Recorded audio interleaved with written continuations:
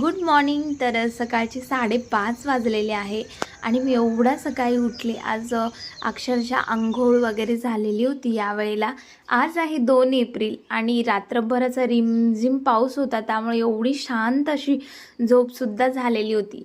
आज मुलाचा आहे पहिला दिवस शाळेचा, तर अशी सकाळी सकाळी नाश्ता मस्त गरम गरम आप्पे आणि छान नारळाची चटणी बनवली होती.